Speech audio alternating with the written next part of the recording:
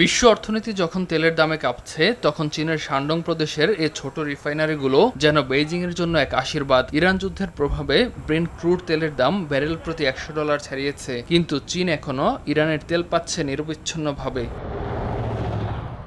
এর নেপথ্যে রয়েছে টিপট রিফাইনারি। আকারে ছোট বা চায়ের কেটলির মতো হওয়ায় এদের এ নাম দেওয়া হয়েছে। চীনের মোট তেল শোধনের 1/4 আসে এসব বেসরকারি প্রতিষ্ঠান থেকে। মূলত পশ্চিমা নিষেধাজ্ঞা এড়িয়ে ইরান, রাশিয়া এবং ভেনেজুয়েলা থেকে সস্তায় তেল আমদানিতে এদের ব্যবহার করে বেইজিং।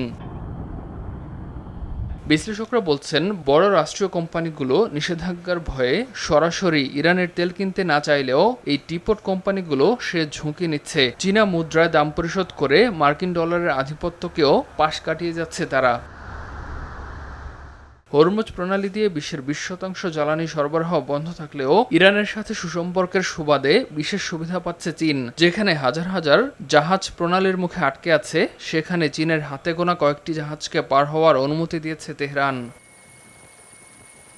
শুধু তাই নয়, 2026 সালের শুরুর দিকে চীন প্রায় 120 কোটি ব্যারেল তেলের এক বিশাল মজুদ গড়ে তুলেছে, যা দিয়ে তাদের 109 দিনের আমদানি চাহিদা মেটানো সম্ভব। আন্তর্জাতিক সমুদ্র সীমায় শ্যাডো ফ্লিট বা নামহীন পুরনো জাহাজের বহর ব্যবহার করে চীন এই বিশাল মজুদ গড়েছে।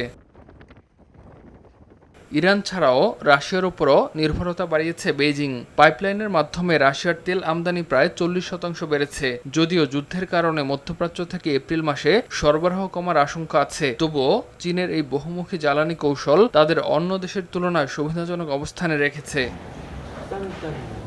জ্বালানি নিরাপত্তাকে শি জিনপিং বর্ণনা করেছেন নিজের হাতে রাখার সম্পদ হিসেবে। টিপট রিফাইনারি আর শ্যাডো ফ্লিটের এই সংমিশ্রণ প্রমাণ করে চীন কেবল বাজার নয়, ভূ রাজনৈতিক চাল চালতেও সিদ্ধহস্ত। তবে যুদ্ধের ডামাডোল দীর্ঘায়িত হলে এই সুরক্ষা কবচ কতদিন টিকবে, সেটি এখন বড় প্রশ্ন। ইমতিয়াজ আহমেদ, RTV।